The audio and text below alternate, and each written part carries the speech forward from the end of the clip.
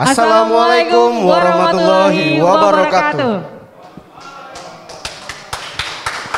Selamat siang Pradi semua, kembali lagi di program Inovasi Tanpa Batas. Saya Susan bersama rekan saya. Dan saya Aulia Rahman. Pradi sekalian, inilah dia Respon Kaltara. Akhirnya Mas Aulia ya, kali ini kita berjumpa lagi di Reskal edisi khusus. Betul Mbak Susan, walaupun kali ini perjumpaan kita tidak seperti biasa ya. Karena kita masih dalam upaya pencegahan penularan COVID-19. Namun kita tetap berupaya untuk menyajikan informasi terbaik mengenai Kalimantan Utara kepada Pradi semua. Ya Pradi semua, saat ini kita live streaming dari ruang serbaguna Gedung Gadis Pemprov Kalimantan Utara. Meskipun kondisi kita saat ini masih menghadapi pandemi COVID-19, tapi kita berupaya bagaimana caranya untuk dapat tetap menyajikan informasi mengenai apa saja yang sedang dikerjakan oleh pemerintah kita saat ini dalam upaya menuju Kalimantan Utara yang terdepan. Betul sekali, kita dapat terus bergerak maju dalam keterbatasan, tapi dengan cara-cara yang inovatif. Karena itu kegiatan kita kali ini dilaksanakan dengan tetap mengikuti standar protokol kesehatan. Kita tetap menjaga jarak aman, kita mencuci tangan dan menggunakan masker. Oleh karena itu, sebagai warga Kalimantan Utara yang mencintai daerah ini, kami juga kembali mengingatkan agar Pradi tetap mengikuti anjuran dari protokol kesehatan untuk berkontribusi mencegah penyebaran virus COVID-19. Dan tidak lupa kami juga mengajak seluruh Pradi untuk bergabung di live streaming kita. Yang punya Instagram langsung cek di @kaltaraprof atau bisa langsung cek di channel YouTube di Humas Kaltara. Lalu yang mau nanya langsung silahkan ketik pertanyaannya di kolom komentar.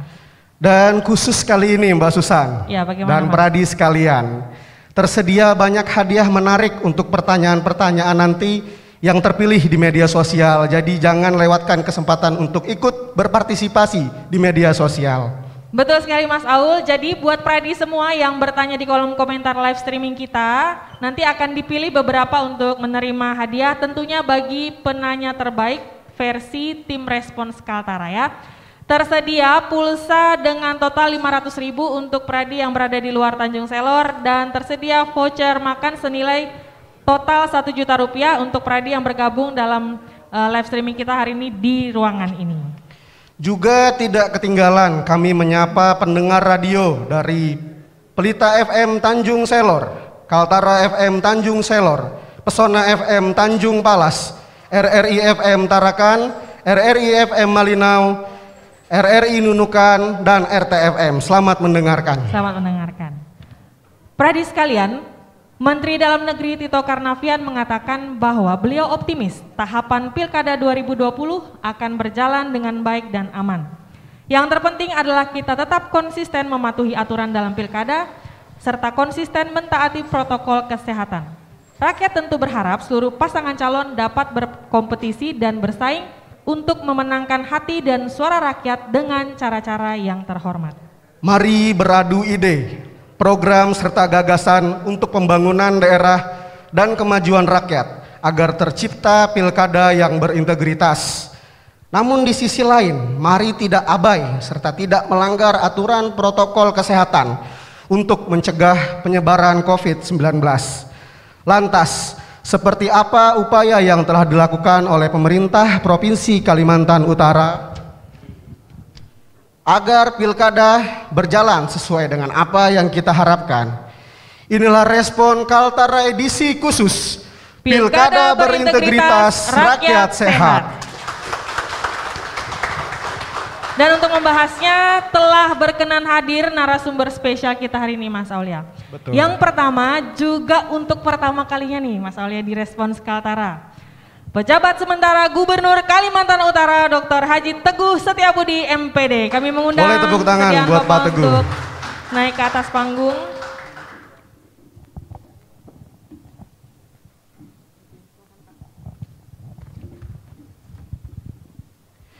Yang berikutnya mewakili Kapolda Kalimantan Utara, Kepala Bidang Humas Polda Kaltara AKBP Budi Rahmat SIK MSI. Boleh tepuk tangan buat Pak Budi.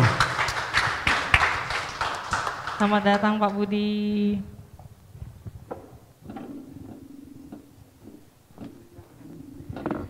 Dan yang ketiga, Ketua KPU Kalimantan Utara, Suryanata Al-Islami SHI MH. Boleh tepuk tangan buat Pak Suryanata Al-Islami. Ini biasanya kita panggil Bang Surya. Bang Surya. Selamat datang Bang, silahkan.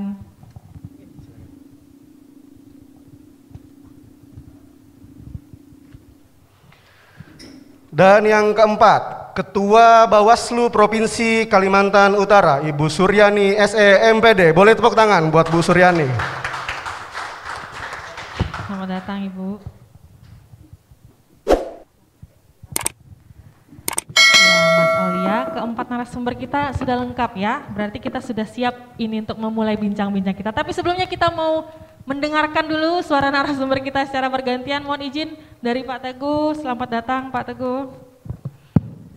Terima kasih Susan, Aulia, dan narasumber semuanya. Sehat Pak? Alhamdulillah. Iya, kita berikan aplaus untuk Pak Teguh ya. Terima kasih sudah hadir tadi, menyempatkan diri. Berikutnya silahkan Bang Surya. Bang Surya, ya. Boleh dicoba dulu suaranya Bang.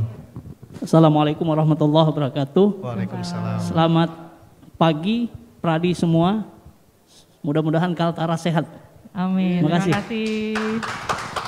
Selanjutnya Pak Budi, silakan Pak, boleh dicoba dulu suaranya Pak. Assalamualaikum warahmatullahi wabarakatuh. Salam sejahtera bagi kita semua. Ya. Salam buat semuanya, Pradi. Aman, terima kasih. Dan berikutnya Ibu Surya. Selamat datang Bu Suryani. Selamat, terima kasih. Assalamualaikum warahmatullahi wabarakatuh. Waalaikumsalam. Selamat pagi dan salam sejahtera buat kita semua. Salam hormat buat Pradi dimanapun Anda berada. Ya, terima kasih. Terima kasih. Pradi sekalian, kita akan berbincang-bincang. Yang pertama ke Pak Teguh dulu. Izin Pak. Pak, ini apa sih atensi Pak Mendagri sewaktu Bapak dikukuhkan menjadi pejabat sementara gubernur, khususnya dalam hal suksesi pilkada di Kaltara, Pak? Terima kasih. Sebelumnya, Assalamualaikum warahmatullahi wabarakatuh. Salam. Selamat pagi Pradi semuanya.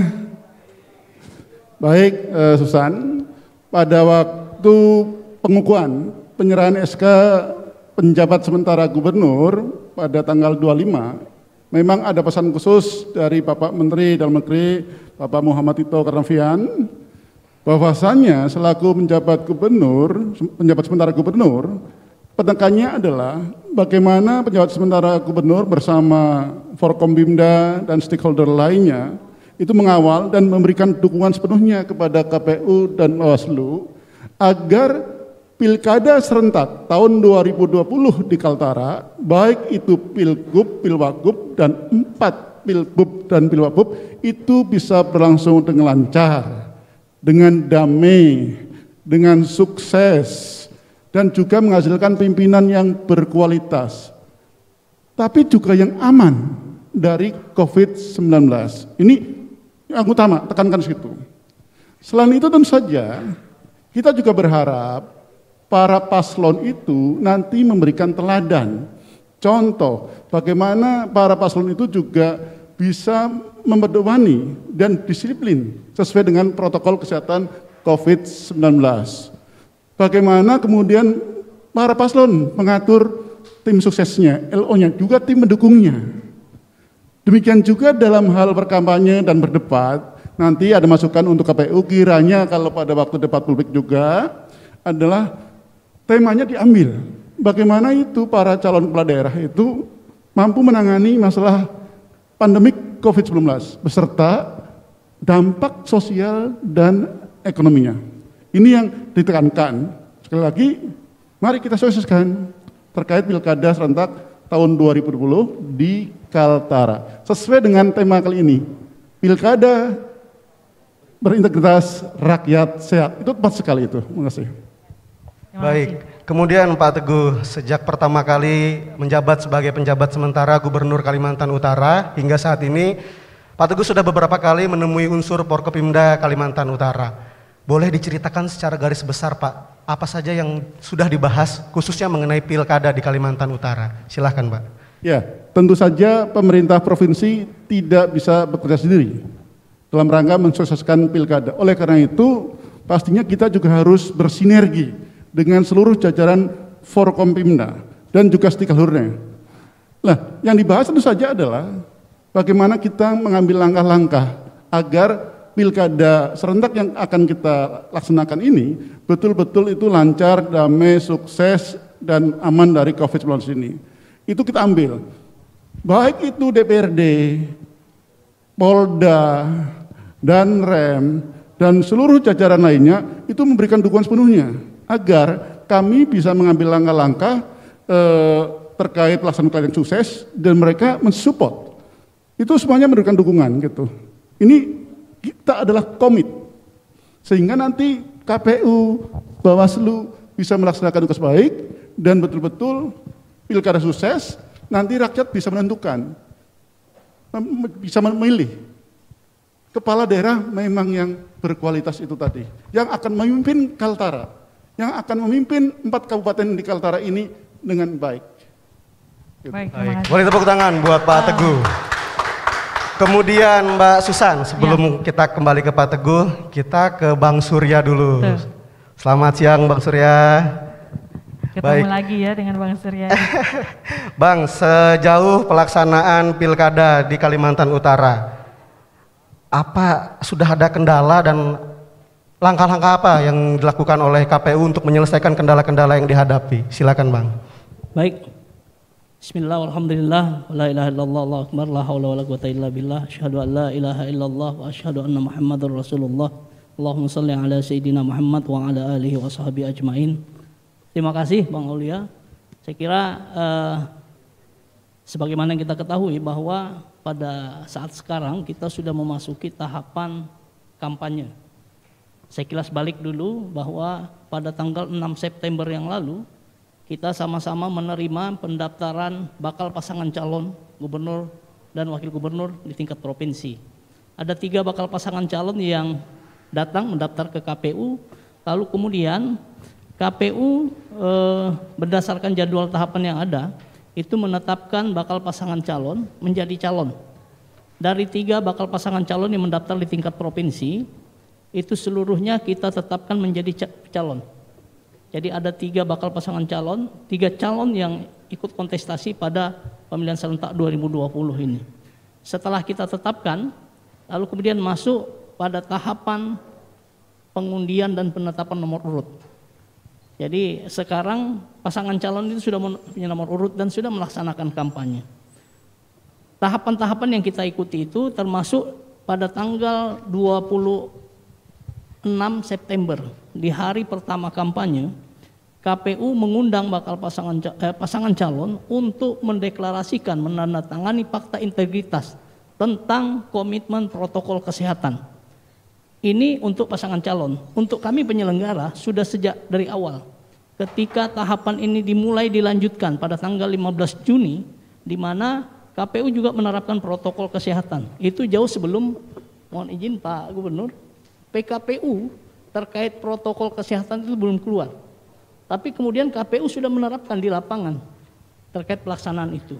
Termasuk proses pendaftaran, hanya saja memang ada beberapa koreksi. Ya, ini kendala yang kita temui ya, di mana masih ada kita temukan yang belum disiplin menerapkan protokol kesehatan dalam tahapannya. Tapi dalam proses selanjutnya kita lakukan evaluasi. Contoh pada saat pengundian nomor urut, itu betul-betul secara ketat kita menerapkan secara disiplin. Siapa-siapa saja yang boleh menghadiri dan masuk. Pada saat pengundian nomor urut, itu yang kami hadirkan hanya pasangan calon dengan 1 LO. Kemudian ada teman-teman Bawaslu, bahkan undangan yang sebelumnya kami sudah sebar, itu kemudian kami tarik kembali. Karena ada PKPU baru yang keluar, PKPU 13, terkait protokol kesehatan untuk pelaksanaan kegiatan pengundian nomor urut. Alhamdulillah selama ini kendala-kendala yang kita temui di lapangan, terkait proses-proses yang kita laksanakan bisa kita selesaikan bersama-sama.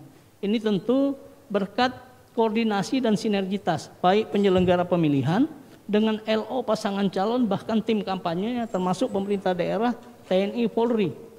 Di Kaltara sejauh ini menurut kami proses tahapan kita berjalan lancar. Sekali lagi ini berkat sinergitas kita yang ada di Kalimantan Utara punya komitmen yang sama agar seperti judul kita, pemilihan berintegritas, kita semuanya sehat. Saya kira gitu. Baik Bang. Nah ini Bang Sur, saat ini kan sudah memasuki tahap kampanye sampai 5 Desember ya. Nah kemudian apa saja sih yang perlu diketahui oleh pasangan calon, kemudian tim sukses dan masyarakat terkait penerapan protokol kesehatan? Karena seperti yang kita tahu, memang sudah ada yang sempat disosialisasikan dan seterusnya, hanya saja masih banyak juga nih, entah tidak mau tahu, pura-pura tahu atau bagaimana. Mungkin bisa disampaikan sekaligus terkhusus untuk pilkada ini. Iya, terkait tahapan yang sedang berproses ya, masa kampanye kita ini sudah berjalan, kita sudah terbiasa dengan kampanye-kampanye yang sifatnya menghadirkan banyak orang. Nah kali ini menjadi berbeda, karena di PKPU 6, PKPU 10, itu memang masih memungkinkan dilaksanakannya kampanye rapat umum terbuka. Bahkan KPU sudah mengundang teman-teman Bawaslu, LO pasangan calon, bahkan teman-teman dari keamanan untuk mendiskusikan tentang jadwal kampanye rapat umum terbuka. Sekali lagi begitu keluar PKPU nomor 13 tahun 2020, maka rencana untuk menjadwalkan kegiatan kampanye rapat umum terbuka menjadi tidak jadi kita laksanakan. Kenapa? Karena dalam masa pandemi seperti ini, kegiatan-kegiatan kebudayaan berupa pentas seni, panen raya atau konser musik itu tidak dibolehkan, ditiadakan. Lalu kemudian termasuk rapat umum terbuka yang di lapangan. Yang sebelumnya itu diatur bisa dilaksanakan tapi maksimal yang hadir 100. Tapi di PKPU 13 ketat dinyatakan dihapus itu pasal, sehingga tidak dibolehkan. Termasuk kegiatan olahraga berupa gerak jalan santai atau sepeda santai. KPU juga punya program itu sebenarnya untuk sosialisasi, tapi kemudian itu kita batalkan juga karena PKPU tidak membolehkan. Kegiatan sosial berupa bazar dan donor darah, perlombaan, peringatan ulang tahun partai politik tidak boleh digunakan. Lalu kemudian apa yang harus dilakukan dalam masa kampanye? Nah menariknya memang KPU mengatur bahwa masih dimungkinkan atau kita mendorong pasangan calon itu melaksanakan kampanye melalui media daring. Sebagai contoh, KPU Provinsi Kalimantan Utara ketika melaksanakan pengundian dan penetapan nomor urut pasangan calon pada tanggal 24 September yang lalu, itu di luar ekspektasi kami sesungguhnya. Kami laksanakan secara live streaming, yang hadir di tempat acara orangnya terbatas, tapi yang menonton itu mencapai 100.000 lebih. Sehingga menurut kami sudah menyampaikan kepada pasangan calon melalui LO-nya, jika kemudian tim bisa mengelola media sosial secara baik, itu akan menarik simpati masyarakat untuk menonton kampanye yang dilakukan melalui media daring. Tapi sekali lagi kita di Kalimantan Utara masih banyak daerah-daerah yang arealnya masih jaringannya Tidak ada jaringan internet. Bermasalah. Sehingga kemudian PKPU juga memberikan batasan. Masih dimungkinkan dilakukan pertemuan-pertemuan terbatas, tatap muka dan dialog, dengan tentu secara ketat menerapkan secara disiplin protokol kesehatan maksimal 50 orang. Ini menghindari terjadinya tumpukan-tumpukan orang di dalam pelaksanaan kampanye. Sekali lagi kami di KPU mendorong agar menggunakan kampanye itu dengan media daring. Kemudian ada juga di mana pelaksanaan tahapan kampanye itu KPU memfasilitasi, yaitu adalah terkait alat peraga kampanye, kemudian bahan kampanye itu difasilitasi oleh KPU. Termasuk di dalamnya nanti pelaksanaan debat Pak Gubernur, diskusi sementara kami di KPU Provinsi, insya Allah pelaksanaan debat akan dilaksanakan sebanyak 3 kali. Jadi ada kemungkinan waktu akan debatnya itu sekali di bulan Oktober, kemudian dilanjutkan di bulan November, terakhirnya di bulan Desember. Insya Allah mudah-mudahan bagian ini menjadi bagian yang menarik masyarakat juga untuk menyaksikan visi dan misinya pasangan calon, untuk kemudian selanjutnya masyarakat menentukan pilihannya pada tanggal 9 Desember. Demikian. Baik. Tepuk tangan buat Bang Surya. Kita berharap pasangan calon dan masyarakat dapat mengikuti aturan-aturan yang sudah disebutkan tadi Mbak Susan. Betul sekali. Tadi menarik Mas Aulia, tadi dikatakan oleh Bang Surya sudah diberikan kelonggaran untuk beberapa daerah tertentu untuk mengadakan pertemuan-pertemuan kecil. Ini boleh dijelaskan sedikit Bang, itu di daerah mana kira-kira Bang? Terkait memperbolehkan ada pertemuan-pertemuan kecil untuk kampanye ini. Ya, jadi yang menarik pada pemilihan kali ini KPU tidak menjadwalkan secara khusus di mana pelaksanaan kampanye dilaksanakan oleh pasangan calon. Jadi sepenuhnya pasangan calon melalui tim yang menentukan di mana mereka berkampanye pada hari ini. Hanya saja memang tentu tetap harus melaporkan kegiatan-kegiatan yang dilaksanakan kepada teman-teman kepolisian. Nah, salah satu juga yang kita agak kesulitan untuk mungkin teman-teman Bawas, termasuk kami KPU dan pemerintah daerah adalah melakukan pengawasan, pemantauan terhadap kegiatan pelaksanaan kampanye. Karena memang tidak terjadwalkan sepenuhnya 26 September sampai 5 Desember itu sepenuhnya menjadi ranahnya pasangan calon melalui timnya untuk menentukan. Dan kami berharap sesungguhnya tim pasangan calon itu memberikan laporan sehingga mudah untuk kita mengawasi pelaksanaan kegiatannya agar sesuai dengan protokol kesehatan. Kendala-kendala yang seperti yang kita hadapi termasuk selain akses jaringan yang ada. Baik, terima kasih. Sebelum kita masuk ke break ini Mas Aulia, kita mungkin ke Pak Budi dulu. Pak Budi, izin. Selama ini setelah menilai tahapan-tahapan pilkada yang sudah terjadi di Kalimantan Utara, kemudian sudah dapat dilihat Kak, ancaman-ancaman apa saja yang dapat menciderai suasana kondusif yang sudah dibangun oleh Polda selama ini? Baik, terima kasih. Kami dari Polda Kaltara mewakili Bapak Kapolda bahwa terkait kegiatan pelaksanaan pilkada Provinsi Kaltara dan beberapa kabupaten di Provinsi Kaltara terkait potensi-potensi ancaman pada saat ini pada saat masa kampanye, kami sudah memetakan diantaranya mungkin ada komplain dari pasangan calon lain terhadap pasangan calon yang melakukan kegiatan kampanye curi star. Itu juga menjadi ancaman di masa kampanye. Kemudian kegiatan black campaign, kampanye hitam, kemudian adanya money politik, kemudian yang rawan ini isu-isu hoax itu. Kami dari Polda Kaltara semenjak tanggal 4 September sampai dengan tanggal 26 Desember selama 114 hari kami melaksanakan operasi Mantap Raja Kayan 2020, di mana kekuatan yang kami gelar 2/3 kekuatan dari Polda termasuk Polres jajaran, dan kami juga meminta backup 2 SSK sebanyak 200 personil Brimob untuk BKO dari Mabes ke Polda Kaltara pada tahap kondisi pungut suara dan selanjutnya, karena itu yang menjadi potensi kerawanan yang lebih tinggi. Untuk saat ini masih kondusif, ya, sesuai slogan Bapak Kapolda Kaltara bahwa beliau Bapak Irjen Pol Dr. Andes Bambang Kristiono, beliau punya slogan, ada 4 slogan: situasi aman, kondisi nyaman, rakyat sejahtera, Covid mereda.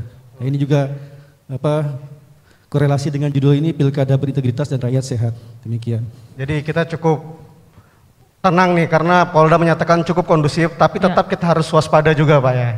Kemudian Pak Budi, tadi Bang Surya menyarankan untuk dianjurkan pilkada ini menggunakan media sosial. Nah, untuk potensi ujaran kebencian di media sosial sendiri, apakah ada langkah-langkah dan tindakan tegas dari Polda Kaltara, Pak?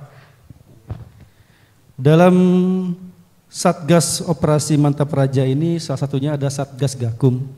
Ini juga berkoordinasi dengan Bawaslu, tim Gakumdu. Di sana ada terkait masalah pelanggaran-pelanggaran pilkada, pemilu, termasuk isu-isu hoax, ini ada tim tersendiri.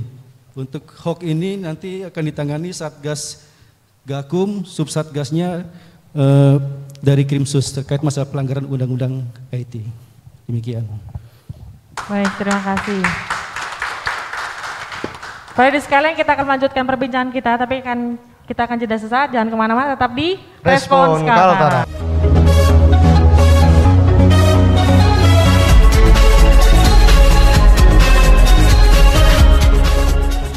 Kembali lagi di Respons Kaltara. Terima kasih karena Pradi masih setia bergabung bersama kami dan sudah nampak di hadapan Pradi semua ya. Hari ini juga kita disupport oleh beberapa produk UKM Kalimantan Utara ya. Ada produk kebanggaan kita nih, susu kurma Arabian Shop dengan kopi jahe Kampung Arab. Kita beri aplaus dulu dong. Terima kasih untuk produk-produk lokal Kalimantan Utara. Semoga semakin berjaya di daerah sendiri ya.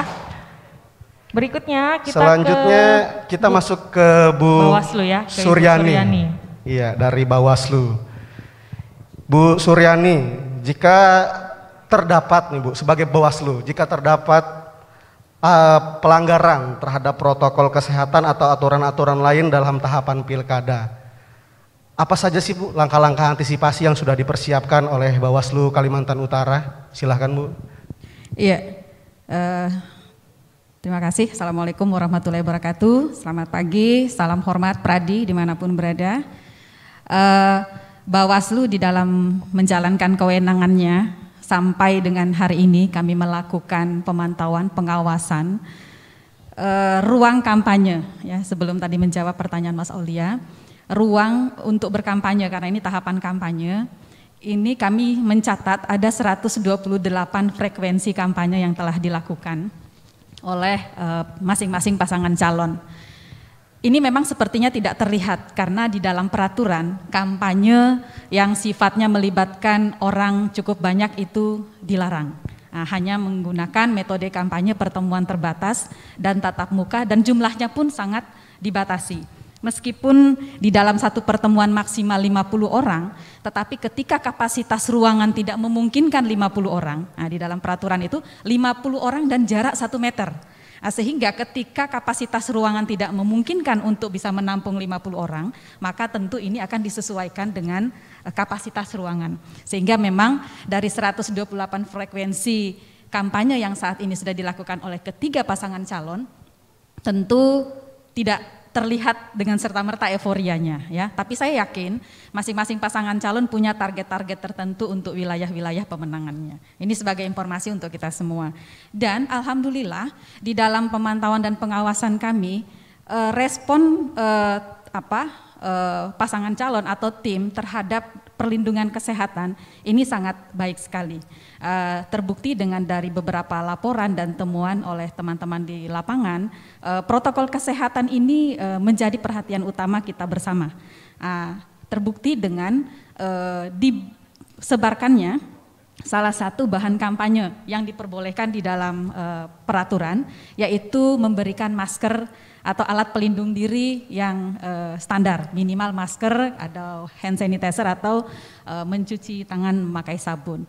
Artinya protokol kesehatan ini diutamakan, kita yakin bahwa pelaksanaan pilkada di Kaltara ini bisa berjalan dengan sehat.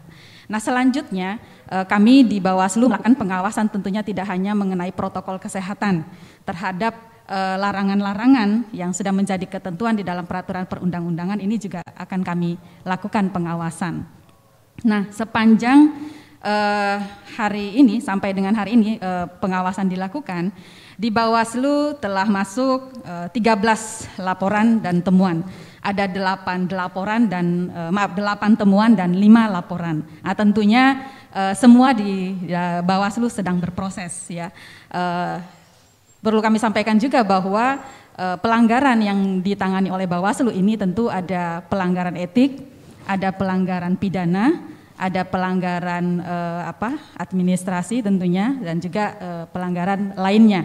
Nah, tentunya di sini masuk kategori pelanggaran netralitas ASN.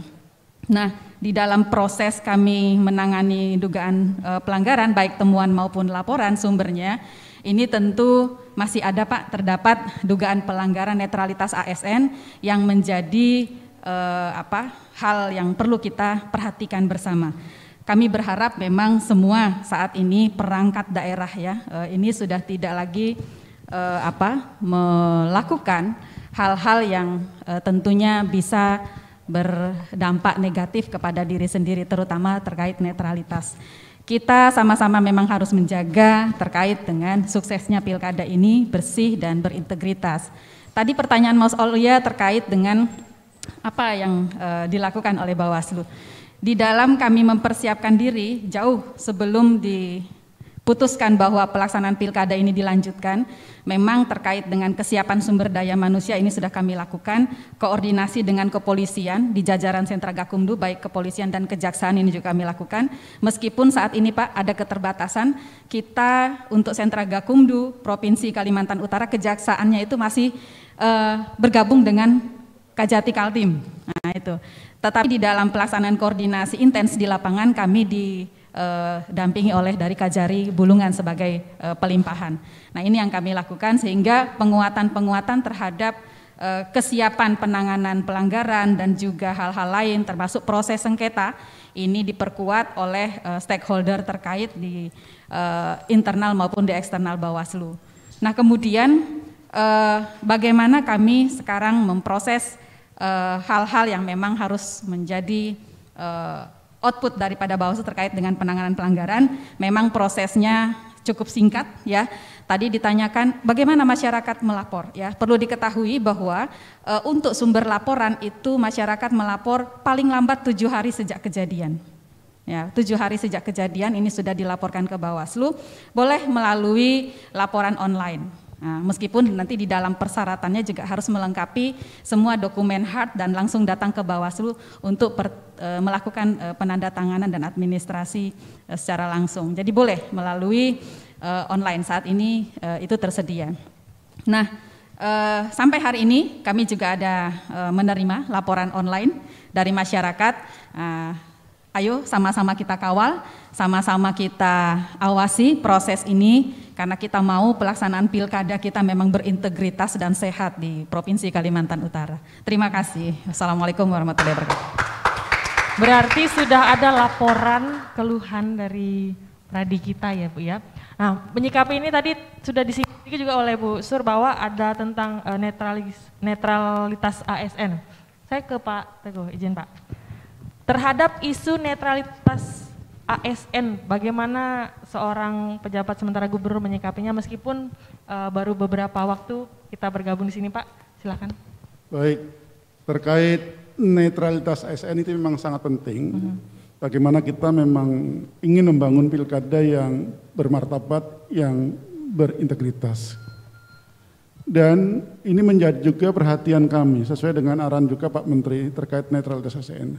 ASN harus netral dan itu senantiasa saya sampaikan dalam berbagai kesempatan, baik untuk lingkungan ASN di pemerintah provinsi maupun juga untuk para ASN yang ada di lingkungan pemerintah kabupaten dan kota.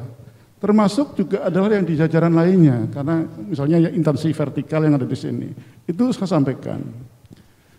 Nah, kebetulan tadi pagi juga ada deklarasi netralitas ASN, Gerakan Nasional Netralitas ASN yang diinisiasi oleh KSN. Dan kami ikut tadi dibuka oleh Pak Wakil Presiden. Dalam hal ini, Pemprov Kaltara juga sebenarnya sudah menerbitkan surat edaran terkait netralitas ASN. Namun kemudian saya juga tekankan lagi. Tadi saya sudah tanda tangan terkait surat edaran tersebut lagi untuk menekankan surat edaran sebelumnya bahwa agar ASN betul-betul netral. Nah, kami sudah minta kepada Pak Seda dan jajaran sekaligus Kepala BKD untuk betul-betul memonitor, untuk betul-betul melakukan katakanlah pengawasan terhadap implementasi dari surat edaran tersebut, baik untuk lingkungan provinsi maupun untuk di Kap Kota. Dan rencananya kami juga akan melaksanakan untuk deklarasi netralisasi lagi, insya Allah minggu depan masih tentatif harinya sekitar hari Kamis. Nanti kita laksanakan di lapangan dengan penerapan protokol kesehatan sesuai dengan yang sudah ditentukan. Kami akan undang Forkompimda, KPU, Bawaslu, dan tentu saja adalah perwakilan dari ASN yang ada di masing-masing UPD. Dan saya juga minta kepada jajaran pemerintah kabupaten dan kota, kepada Bapak Bupati, PJ Bupati, dan Wali Kota Tarakan, kiranya itu juga nanti di Kap Kota juga dilakukan secara serentak. Ini kita gaungkan, karena itu sangat-sangat penting dalam rangka membangun pilkada yang bermartabat dan berintegritas. Kami tidak ingin terjadi hal-hal yang tidak diinginkan itu. Kemudian kepada jajaran yang ASN yang melakukan pelanggaran, tentu saja nanti kan dari Bawaslu akan melakukan pengawasan, kami juga akan mempedomani terkait dengan apa yang sudah ditentukan oleh ASN, dan tentu saja kami juga akan tegas melakukan tersebut, baik itu yang sifatnya mungkin katakanlah peringatan, teguran tertulis dan sebagainya, sampai kepada penjatuhan disiplin yang berat, kami akan lakukan itu semuanya. Dan mudah-mudahan seluruh ASN di lingkup Pemprov dan Kap Kota betul-betul mampu mentaati surat edaran yang kita lakukan itu. Ini yang mengenai netralitas ASN. Baik Pak, terima kasih. Iya, Pradi sekalian, kita sudah menerima beberapa pertanyaan seperti biasa dari media sosial dan akan sambil kita bacakan. Dan pertanyaan pertama kita terima dari Laura Dam, ini di YouTube ya Mas Aulia, silakan. Yang pertama ke Bawaslu dulu mungkin Mbak Susan. Ya, Bawaslu betul. Kami melihat ada viral seorang mantan wakil bupati membagikan uang. Bagaimana Bawaslu menyikapi hal ini dari Pak Acok, warga Nunukan? Silahkan Bu Suryani. Iya, Pak Acok dari Kabupaten Nunukan Bu. Nunukan, iya. Semoga Pak Acok saat ini juga mendengarkan, melihat langsung ya. Melihat bahwa ada mantan wakil bupati yang tentunya saat ini calon barangkali ya, yang dimaksud oleh Pak Acok, sedang membagikan uang. Ya Pak Acok silahkan langsung ke Bawaslu Kabupaten Nunukan ya. Pada dasarnya politik uang dilarang di dalam pelaksanaan pemilihan kepala daerah. Ini masuk pasal pidana. Pak Acok silakan langsung ke Bawaslu Kabupaten Nunukan untuk menyampaikan apa yang dilihat beserta dengan mungkin ada rekaman bukti suara ya, foto yang disaksikan oleh Pak Acok pada saat kejadian yang dimaksud tadi. Saya kira itu. Baik, terima kasih. Itu sudah menjawab ya. Berikutnya, bagaimana peran Bawaslu ini masih ke Bu Sur menangani money politik dan netralitas ASN yang saat ini kalau dilihat dari medsos ada beberapa yang tidak netral, dari Ibu Laura Dam. Iya, terhadap proses pengawasan netralitas ASN ya, baik yang kami temukan melalui media sosial yang masuk kepada Bawaslu baik di kabupaten maupun di provinsi, ini langsung kami tindak lanjuti ya di dalam kewenangan kami, yaitu memberikan rekomendasi kepada KASN. Nah, ini langsung ke KASN dan tentunya nanti akan diteruskan oleh KASN kepada PPK untuk segera ditindaklanjuti. Jadi tidak usah ragu terhadap netralitas ASN, TNI dan Polri yang disinyalir ada keberpihakan, silahkan dikirimkan ke Bawaslu. Ya, ini akan kami lakukan penelusuran. Baik. Berikutnya, Kaltara berada di perbatasan. Ada potensi masuknya pemilih dari negara tetangga di beberapa wilayah perbatasan. Bagaimana mengantisipasi hal itu? Dari KPU mungkin Pak bisa menjelaskan, silakan Pak. Baik, terima kasih. Terkait daftar pemilih ya, ada pemilih yang memungkinkan untuk masuk dari luar daerah kita. Kami perlu sampaikan bahwa sampai sejauh ini sedang dalam proses pelaksanaan rekapitulasi daftar pemilih sementara hasil perbaikan yang secara berjenjang itu sudah dilaksanakan dari PPS sampai di PPK. Insya Allah di tingkat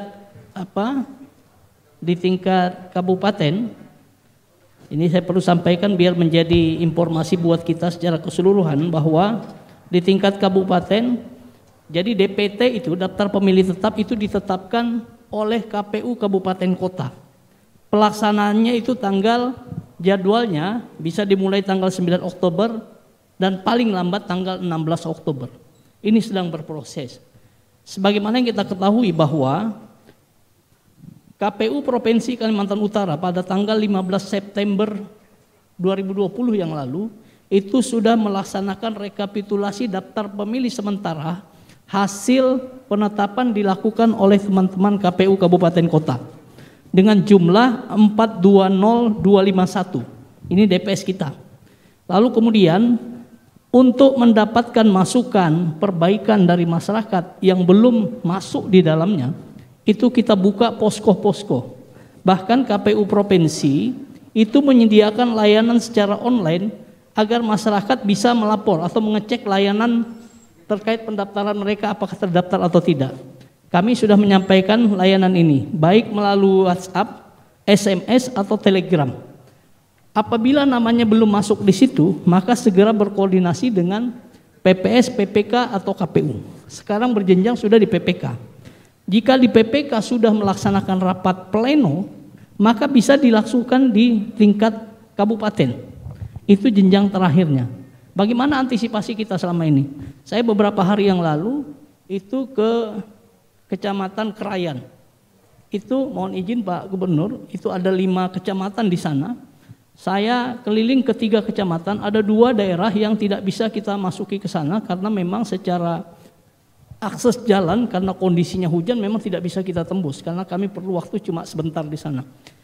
Setidaknya di Kecamatan Krayan Tengah, ini yang kami dapat di sana, bahwa warga di sana ada sekitar 54 orang yang sudah memiliki kartu keluarga sejak lama dan pernah dilakukan perekaman. Seingat saya kalau tidak salah, kalau bukan tahun 2011-2012, itu sudah punya kartu keluarga dan sudah pernah dilakukan perekaman, tapi sampai hari ini belum pernah dapat KTP elektronik.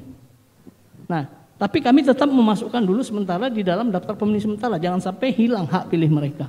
Lalu kemudian ada warga yang memang bisa dipastikan adalah warga setempat. Di dalam daftar pemilih yang A1 KWK namanya itu sudah ada. Hanya saja ketika kami lakukan pemutakhiran data, warga tersebut yang ada di perbatasan itu berada di negara tetangga. Sebagaimana kita ketahui bahwa hari ini negara tetangga kita sedang menutup secara total. Sehingga warga kita yang di sana pun tak bisa balik ke tempat kita. Akan tetapi untuk menjaga hak mereka tetap kita masukkan.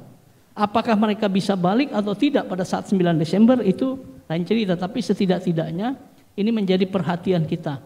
Nah, untuk daftar pemilih itu, sekali lagi kami menghimbau kepada warga Kalimantan Utara yang namanya belum terdaftar, keluarganya belum masuk, segera aktif. Agar jangan sampai nanti setelah ditetapkan daftar pemilih tetap tidak menjadi persoalan lagi di belakang hari. Saya kira demikian. Baik, terima kasih Pak. Ya Mas Aulia, sebelum kita melanjutkan ke pertanyaan berikut, sepertinya kita harus jeda untuk azan sesaat. Jangan kemana-mana, tetap di Respon Kaltara.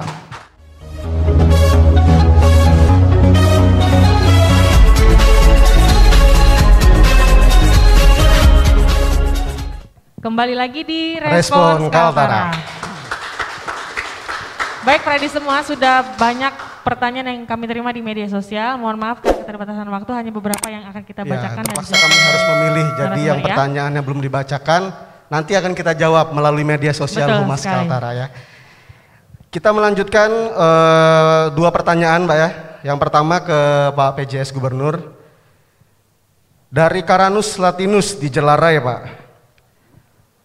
Bersinergi dengan penyelenggara pilkada dan petugas keamanan adalah salah satu cara pilkada ini aman dan damai. Kiat-kiat apa yang dilakukan oleh Pemprov Kaltara untuk meminimalisir terjadinya konflik horizontal, khususnya mengenai isu SARA yang sangat rentan terjadi di tiap pelaksanaan pilkada? Silakan Pak Teguh. Baik, terima kasih. Tentu saja dalam menjalin sinergi, koordinasi, kita tidak hanya dengan jajaran Forkominda dan juga penyelenggara serta pengawas Bawaslu. Kita juga melakukan katakanlah dialog silaturahim dengan tokoh-tokoh masyarakat tokoh agama, dan tokoh adat serta pemuda.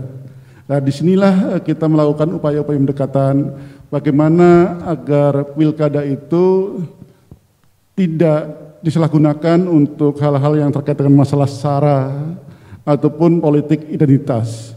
Kami juga menyampaikan, selalu menghimbau kepada para paslon agar dalam pilkada ini mari betul-betul beradu program, beradu gagasan, bukan kemudian menggunakan politik sara untuk hal-hal yang kemudian malah menimbulkan suatu masalah tersendiri yang mengganggu kaltara yang sudah baik.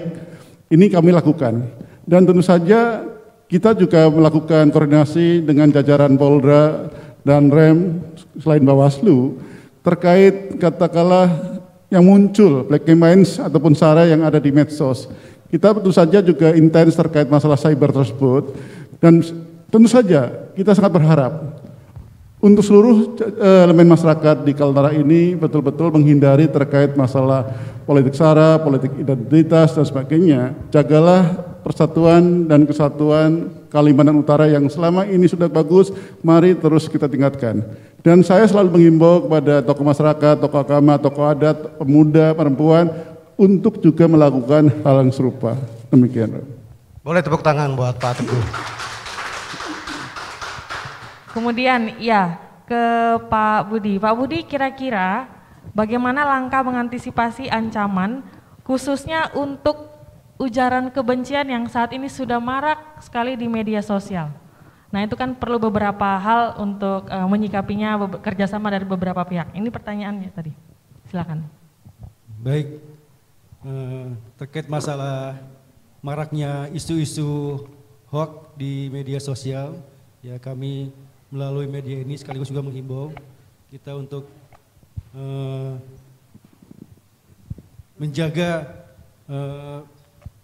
situasi Kamtibmas ini khususnya dalam pelaksanaan pilkada ini, utama pada saat tahap kampanye ini betul-betul hindari perilaku untuk melakukan hal-hal yang negatif utama di media sosial. Ini sudah marak, tentunya mungkin nanti sudah ditemukan dari pihak Bawaslu, tentunya akan diproses sesuai aturan-aturan hukum seperti apa. Jadi kita menghimbau sama-sama kita menjaga agar pelaksanaan pilkada di Provinsi Kaltara, pemilihan gubernur, wakil gubernur, kemudian pemilihan bupati, wakil bupati di 4 kabupaten Provinsi Kaltara ini bisa terselenggara dengan aman, damai, dan tentunya juga sehat, bebas dari COVID-19. Amin. Amin. Boleh tepuk tangan untuk keempat narasumber kita. Terima kasih Pak Budi. Nah, berikutnya Brady semua sudah hadir juga bersama kita di lokasi live streaming kita hari ini ya, rekan-rekan media kita, dan akan bertanya secara langsung kepada keempat narasumber, dan untuk itu kami persilahkan. Kami persilakan teman-teman media yang ingin bertanya kepada narasumber.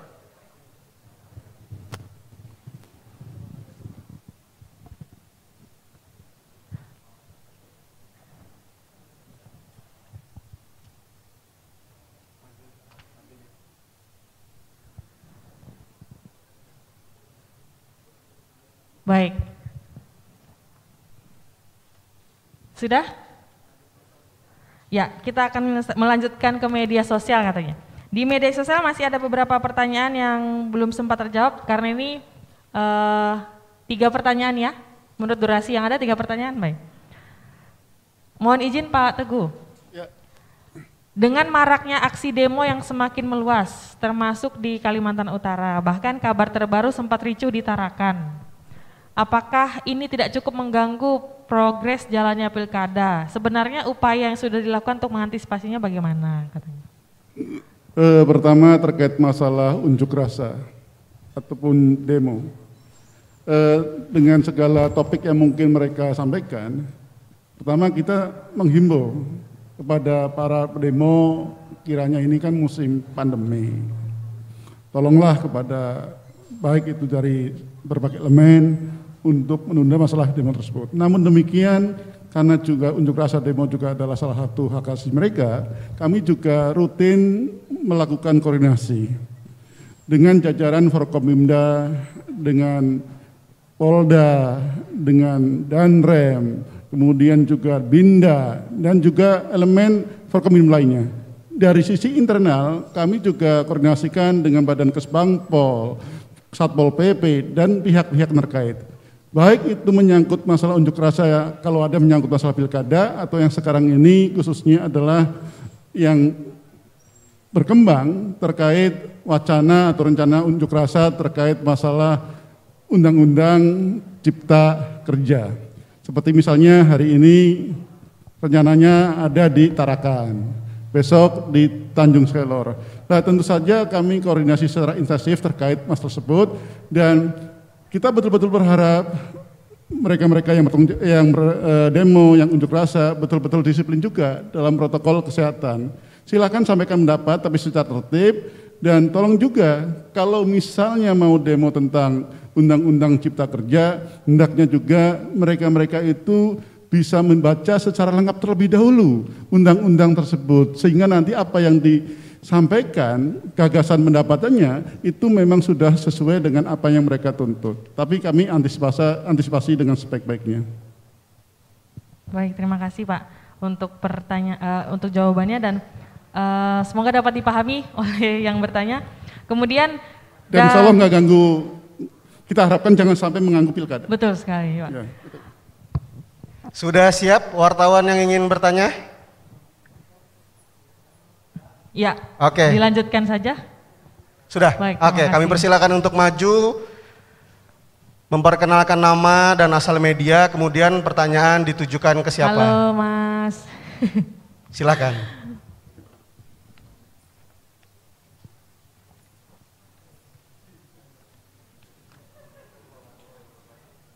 Cek mic. Iya, mohon diulang Mas, tidak terdengar suaranya, mic-nya mungkin masih trouble. Ya.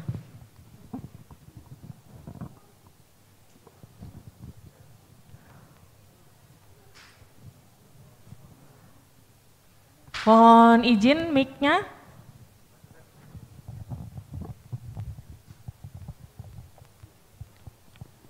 Iya, silakan. Assalamualaikum warahmatullahi wabarakatuh. Waalaikumsalam warahmatullahi wabarakatuh. Kenalkan Pak, nama saya biasa dipanggil Ipung dari media harian Rakyat Kaltara. Mau nanya ke Bawaslu, KPU, dan Polda. Terkait ini, syarat administrasi apa saja yang harus dilengkapi oleh pasangan calon atau tim sukses sebelum melakukan kampanye? Sudahkah pasangan calon mengurus atau mengantongi persyaratan administrasi? Jika ada semacam izin yang diperlukan berkampanye, izin apa saja yang diperlukan? Terus untuk Pak dari Kapolda, cara penerbitan izinnya seperti apa tuh Pak? Terhadap tim sukses atau yang akan melakukan kampanye? Diulangi. Untuk cara penerbitan izin untuk kampanye paslon. Mungkin itu aja tuh Pak sementara. Terima kasih. Assalamualaikum warahmatullahi wabarakatuh. Waalaikumsalam. Boleh tepuk tangan buat Mas Ipung. Tadi yang ditanyakan syarat administrasi apa saja yang harus dilengkapi pasangan calon jika ingin melakukan kampanye ya. Kita mulai dari Bang Surya dulu mungkin ya. Silakan Bang. Baik, terima kasih. Sekira sejak 26 September yang kemarin mereka pelaksanaan kampanye yang dilakukan tanpa ada rapat umum terbuka, hanya melaksanakan kegiatan ya tahapan kampanyenya. Ada pertemuan terbatas, pertemuan tatap muka dan dialog ya. Itu yang dilaksanakan oleh pasangan calon atau kegiatan lain melalui media sosial atau media daring. Persyaratan administratif apa yang harus mereka siapkan?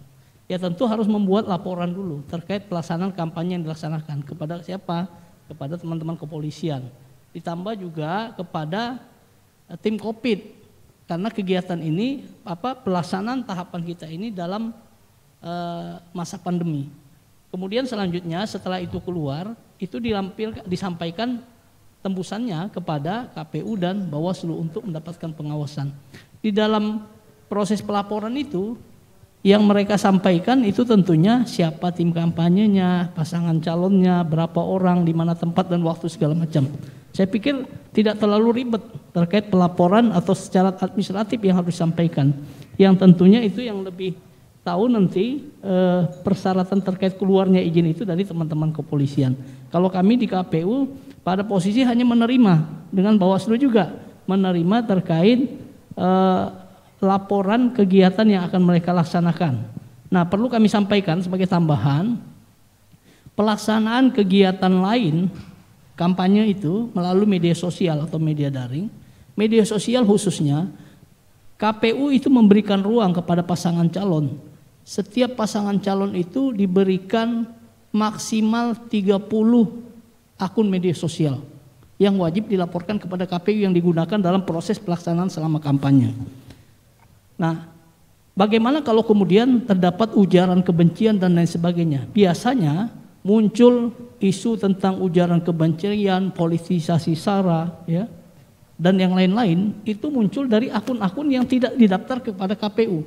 Lalu siapa yang punya kewenangan? Nanti kan ada teman-teman Bawaslu, ada teman-teman dari kepolisian, di mana kami pernah disampaikan bahwa teman-teman kepolisian juga punya tim cyber yang akan mengawasi seluruh proses kegiatan-kegiatan yang dilakukan oleh masyarakat melalui media sosial. Termasuklah yang antisipasi terhadap munculnya ujaran kebencian dan lain sebagainya. Saya kira itu, dan sekali lagi kami sepakat apa yang disampaikan oleh Pak Pejabat Sementara Gubernur, bahwa pasangan calon itu harus menginspirasi, harus memberikan teladan, harus memberikan contoh dalam penerapan disiplin protokol kesehatan dalam seluruh rangkaian pelaksanaan kegiatan. Baik kegiatan-kegiatan personalnya, apalagi kegiatan tahapan kampanyenya. Demikian, makasih. Baik, terima kasih Bang Surya. Dari Pak Budi, Kabid Humas, silakan menambahkan Pak terkait syarat administrasi yang harus dilengkapi ya jika ingin melakukan kampanye. Silakan Pak. Baik, terima kasih. Tadi penyampaian terkait masalah izin, berapa jarak waktu izin sebelum pelaksanaan kegiatan. Di sini diatur terkait masalah izin dalam peraturan pemerintah nomor 60 tahun 2016 pasal 6 ayat 1 ini menyampaikan bahwa untuk kegiatan yang berskala lokal seperti pemilihan gubernur ini ada jarak waktu tenggang waktu 14 hari sebelum kegiatan acara dimulai. Itu diatur dalam undang-undang tersebut. Kemudian untuk skala nasional 21 hari dan skala internasional 30 hari. Dan tentunya dalam kondisi COVID-19 ini izin itu ada rekomendasi dari gugus tugas ya.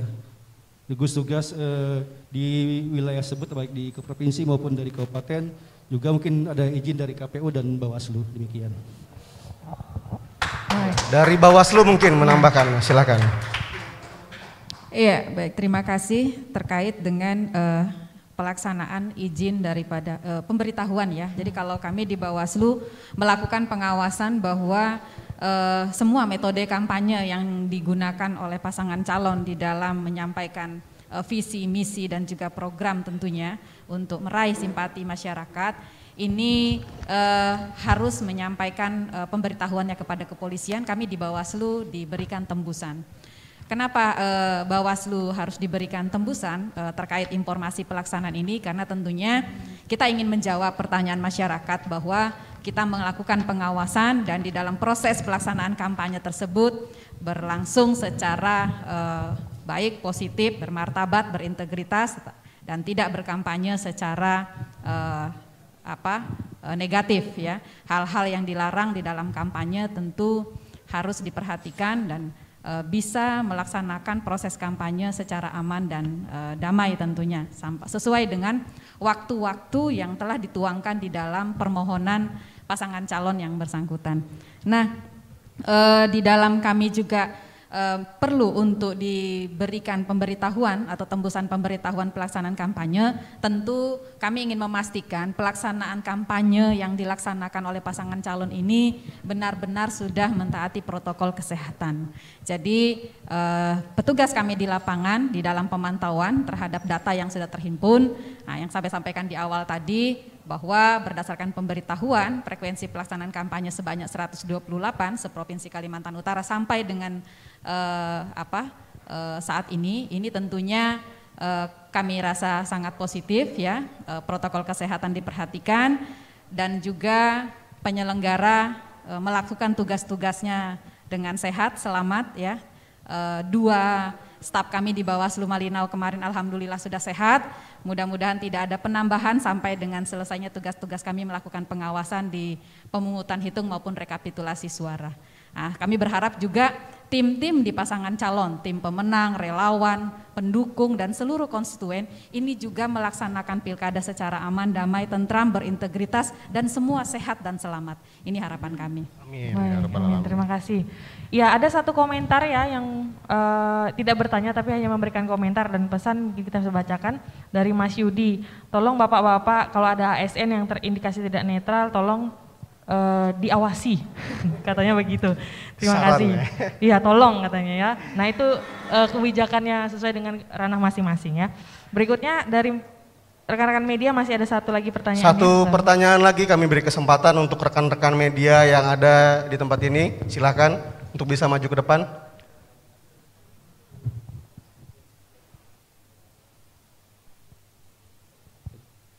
Terima kasih. Bismillahirrahmanirrahim. Assalamualaikum warahmatullahi wabarakatuh. Waalaikumsalam. Perkenalkan, nama saya Rizky dari Koran Kaltara atau Mas Rizky. korankaltara.com.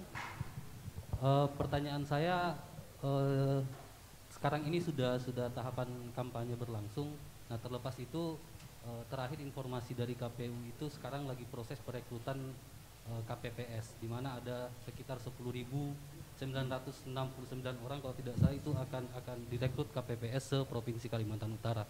Nah, mungkin kepada Pak PJS khususnya, bahwa nanti proses perekrutan KPPS ini akan melibatkan pemerintah provinsi khususnya dari Dinas Kesehatan atau gugus tugas COVID, karena terkait keamanan dari petugas yang akan bertugas di TPS nanti, bahwa ada jaminan kepada masyarakat petugas KPPS ini aman dari COVID-19. Nah, bagaimana komitmen pemerintah Provinsi Kalimantan Utara kemudian untuk memberikan dukungan kepada penyelenggara kaitannya dengan petugas-petugas yang akan bertugas di lapangan, karena kondisi COVID hari ini agak sedikit mengkhawatirkan masyarakat untuk datang ke TPS. Mungkin itu bisa ditambahkan juga nanti penjelasan dari Ketua KPU Kaltara dan pengawasannya dari Bawaslu. Terima kasih. Assalamualaikum warahmatullahi wabarakatuh. Terima kasih Mas Rizky. Pertama ke Pak PJS dulu Ya, terkait PJS dulu. dukungan perekrutan KPPS Pak ya, ada sekitar 10.000 lebih. Silakan Pak PJS. Baik, terima kasih. Jadi Mas Rizky, hal tersebut juga sudah kami bahas pada waktu rapat Forkopimda, bahkan juga dengan KPU dan Bawaslu. Kemudian juga kami tegaskan lagi pada saat rakor dengan para bupati wali kota beserta Forkompimda Kapkota terkait dukungan pemerintah provinsi terhadap masalah katakanlah untuk perekrutan petugas yang memang harus aman dari COVID-19 itu. Kami sudah perintahkan kepada Pak Sekda, Pak Kadis Kesehatan dan juga bahkan Direktur RSUD Tarakan untuk betul-betul membackup secara penuh terkait misalnya untuk pelaksanaan tesnya, baik itu tes rapid maupun PCR-nya. Dan ini tentu saja sedang kita siapkan agar nanti betul-betul petugas yang direkrut sehat dan katakanlah negatif dari COVID. Karena kita memang betul-betul ingin bahwa pasalnya Pilkada serentak tahun 2020 yang baru pertama kali dilaksanakan pada saat pandemi ini akan menjadi suatu momen terhadap perlawanan dari COVID-19 ini. Mari kita cek momen ini adalah untuk juga pencegahan secara masif dari COVID-19 ini. Dan tentu saja kami komit untuk melakukan tugas tersebut, segala sesuatunya sedang dikoordinasikan dan pada saatnya kami sudah komit juga kepada KPU agar nanti Dinas Kesehatan maupun dari pihak rumah sakit umum daerah beserta nanti juga katakanlah yang ada di kabupaten kota ini juga akan siap untuk melaksanakan tugas-tugas tersebut, Pak. Insya Allah kami komit dan siap. Terima kasih. Baik. Terima kasih. Insya Allah pemerintah siap untuk mendukung ya. Kemudian dari KPU Pak, terkait persiapannya silakan untuk perekrutan KPPS. Baik, terima kasih. Kami perlu memberikan atensi dan apresiasi kepada Pak Pejabat Sementara Gubernur bahwa setelah pertama kali masuk di Kaltara langsung diskusi dengan KPU dan Bawaslu. Ya. Ini bagian menunjukkan komitmen beliau untuk menyukseskan pemilihan serentak di Kalimantan Utara. Untuk rekrutmen penyelenggara ya, khususnya di KPPS yang sedang berproses, kami juga sudah berkoordinasi dengan Pak PJS Gubernur terkait itu, dan bahkan beliau sudah menyampaikan kepada seluruh kepala daerah dan Prokominda pada saat kita rakor beberapa waktu yang lalu terkait dukungan kepada KPU maupun Bawaslu. Salah satunya memang setelah ada instruksi dari KPU RI agar berkoordinasi, kami sudah koordinasi.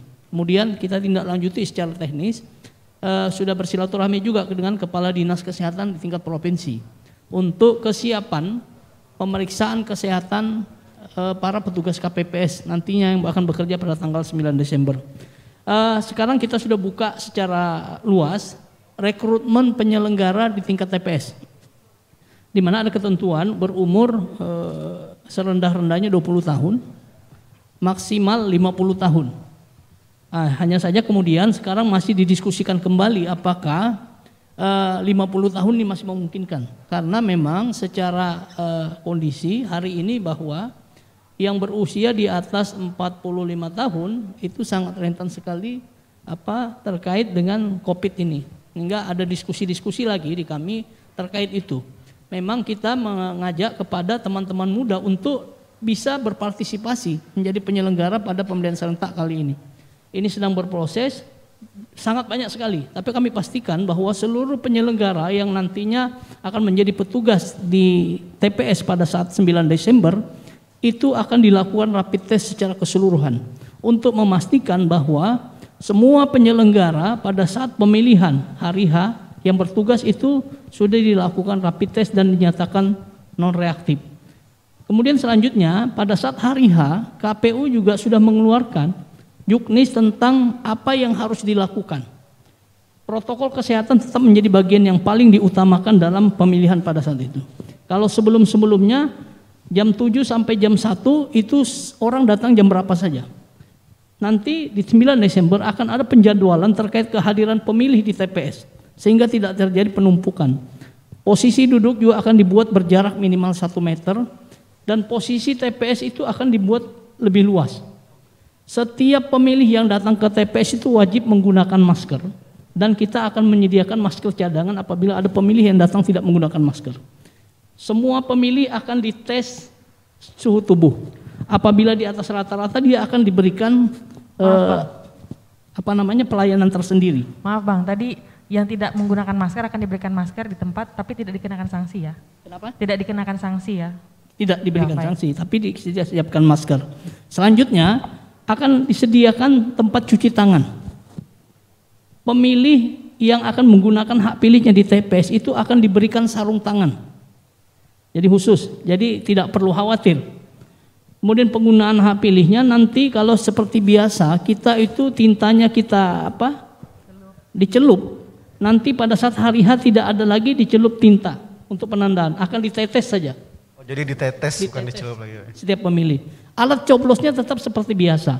Hanya saja secara berkala alat coblos itu akan dilakukan sterilisasi. Jadi tidak seperti biasa itu. Di samping kita menggunakan masker. Kemudian nanti sebelum keluar itu harus dilepas sarung tangannya, kita sediakan tempat sampah, baru kemudian diteteskan tinta itu. Jadi kita berharap dengan ikhtiar maksimal yang kami lakukan, penyelenggara ini tidak kemudian menimbulkan kekhawatiran terkait wabah ini. Sekali lagi komitmen untuk melawan COVID ini tidak bisa hanya 1-2 orang. Tidak boleh hanya pemerintah, tapi harus dilakukan secara kolektif. Sehingga kita berharap Kalimantan Utara bisa menjadi contoh pemilihannya sehat, kita semuanya selamat. Terima kasih. Baik. Terima kasih Bang Surya. Dan ada satu pertanyaan lagi dari media sosial ya. Ini dari Ruang Hongki. Kemarin saya sempat nonton berita bahwa kampanye akan dilakukan secara terbatas. Sebenarnya seberapa persen efektif dalam pelaksanaannya untuk mengakomodir masyarakat di perbatasan dan pedalaman? Kita ke Bang Surya sepertinya ya. Komentarnya nih Bang. Iya. Kita di Kalimantan Utara tidak artinya masih banyak daerah-daerah yang tidak bisa digunakan kampanye melalui media daring. Tapi KPU juga tidak menutup ruang untuk kampanye tatap muka tetap ada. Tapi sekali lagi ada pembatasan jumlah orang. Disesuaikan dengan kapasitas ruangan. jarak duduk antar yang lainnya itu juga perlu menjadi perhatian. Sekali lagi saya kira ini tinggal bagaimana pasangan calon melalui timnya mengelola cara kampanyenya agar tetap kampanyenya sehat. Ya, masyarakat yang hadir pun selamat sehingga kekhawatiran munculnya klaster baru itu dapat kita sama-sama lawan. Jadi proses itu tetap berjalan, kampanye tetap bisa dilakukan secara tatap muka dengan pembatasan-pembatasan secara ketat. Karena memang akses kita tidak semua bisa dilakukan kampanye selalu melalui media daring. Termasuk kemudian KPU ini untuk selain kampanye yang tatap muka, KPU juga memfasilitasi ya. Ini kampanye dengan alat peraga kampanye. KPU itu maksimal menyediakan 5 baliho setiap kabupaten kota untuk masing-masing pasangan calon. Lalu kemudian maksimal umbul-umbul 20, itu setiap kecamatan. Lalu kemudian maksimal 2 spanduk untuk setiap desa dan kelurahan. Kemudian kita juga akan mempertimbangkan untuk maksimal 5 billboard atau videotron untuk setiap kabupaten kota. Cuma kalau kita melihat posisi billboard atau kita kan terbatas, jadi kita akan pertimbangkan. Dan kemudian selain yang KPU fasilitasi, pasangan calon itu bisa juga menambah alat peraga kampanye atau bahan kampanye itu maksimal 200% dari yang KPU fasilitasi. Baik. Jadi selain itu juga masyarakat bisa melihat alat peraga yang bisa dipasang di sudah ditentukan titik-titik lokasinya. Baik. Demikian. Baik Bang Surya, terima kasih. Baiklah Pradi, dengan demikian kita akan menutup sesi tanya jawab untuk media sosial dan rekan-rekan yang ada di sini. Tapi kita akan jeda sesaat sebelum melanjutkan ke closing statement. Jangan kemana-mana, tetap di Respons Kaltara.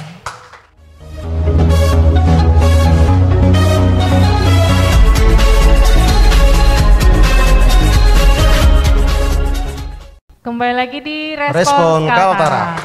Baik Pradi semua, terima kasih sudah tetap bergabung dengan kami hingga saat ini. Dan seperti yang kami sampaikan di segmen awal tadi bahwa hari ini untuk Pradi yang berpartisipasi bertanya di live streaming kita akan disediakan hadiah ya.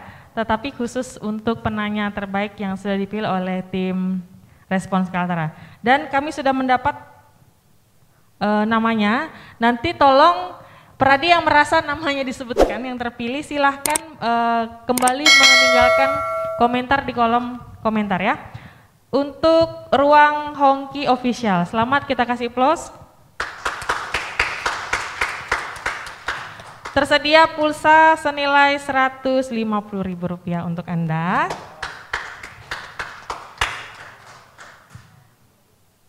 Itu tadi satu, ya itu saja, silakan.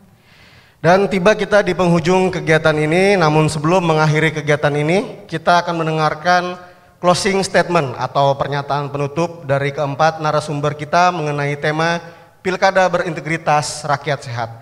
Yang pertama saya mulai dari Pak Teguh, silakan Pak. Baik, terima kasih. Berade yang saya hormati, kita semuanya pasti ingin agar Pilkada serentak 2020 di Kaltara ini bisa sukses dan aman dari COVID-19. Oleh karena itu tentu saja saya berharap dan percaya KPU dan Bawaslu selaku penyelenggara dan pengawas akan dapat melaksanakan tugasnya dengan sebaik-baiknya. Kemudian kepada seluruh jajaran Forkopimda, terima kasih atas dukungannya dan kemudian mari betul-betul kita bersinergi untuk mensukseskan pilkada tersebut yang juga aman dari COVID-19. Kepada seluruh elemen masyarakat, khususnya konstituen, saya percaya bahwa masyarakat konstituen di Kaltara sudah cermat, sudah cerdas, sudah dewasa. Oleh karena itu, mari betul-betul kita gunakan hak pilih kita sebagai warga yang baik dari Kaltara untuk tanggal 9 Desember betul-betul kita gunakan hak pilih kita. Kita harapkan partisipasi yang kita harapkan paling tidak sekitar 75% itu bisa terwujud. Nggak usah khawatir, KPU sudah mengatur sedemikian rupa agar pencoblosan pada tanggal 9 Desember itu aman dari COVID-19.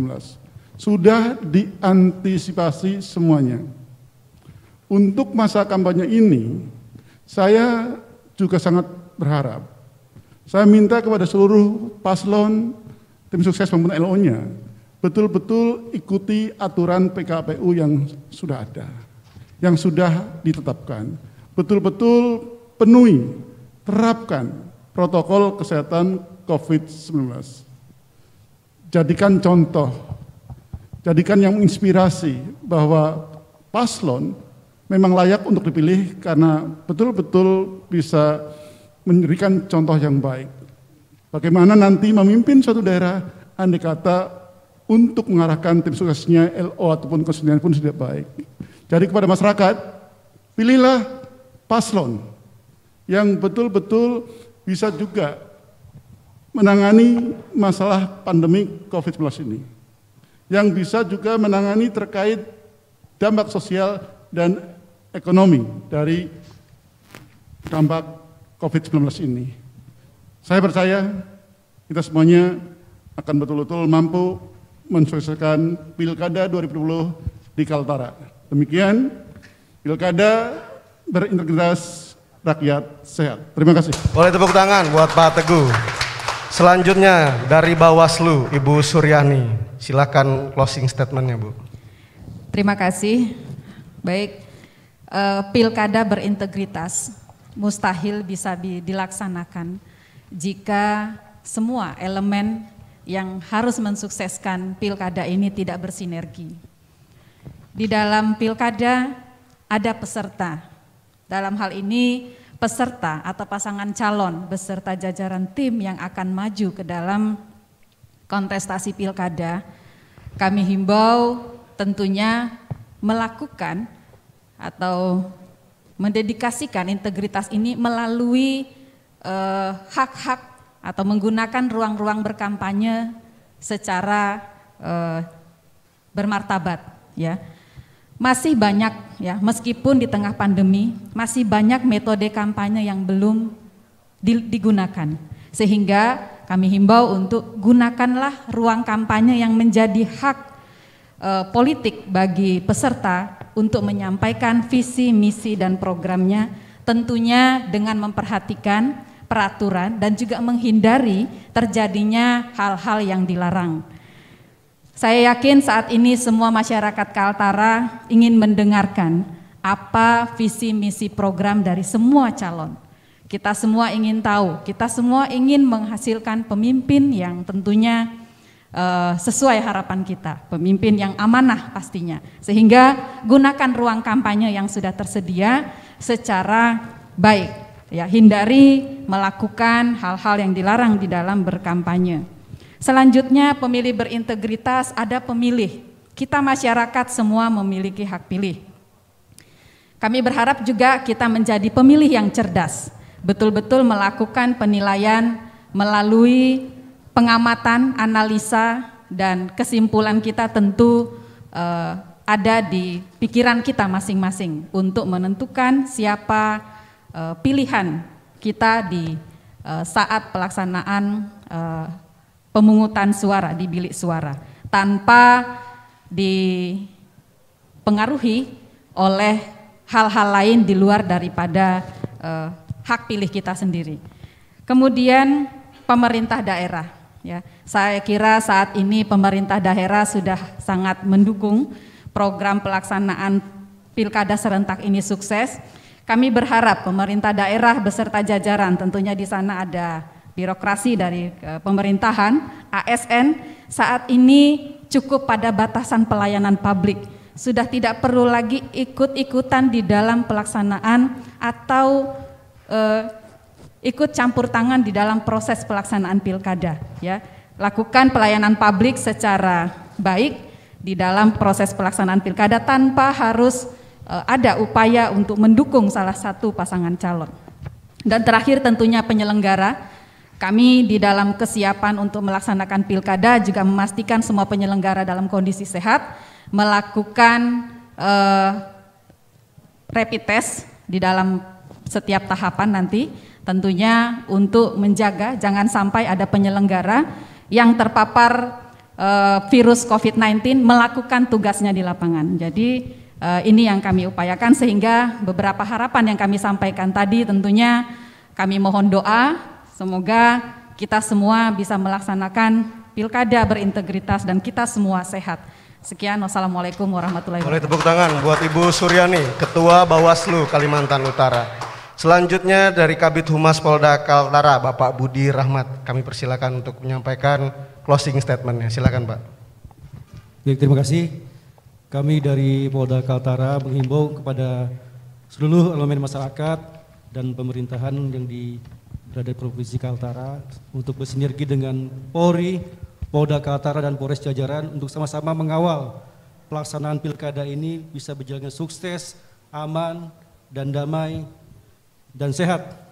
Mulai dari tahap-tahap kampanye, kemudian masa tenang, pungut suara, rekapitulasi hitung suara, dan sampai dengan pelantikan nanti. Dan tentunya kita sama-sama untuk mematuhi semua peraturan termasuk protokol kesehatan. Demikian.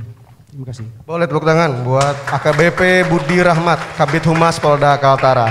Selanjutnya Bang Suryanata Al Islami, kami persilakan.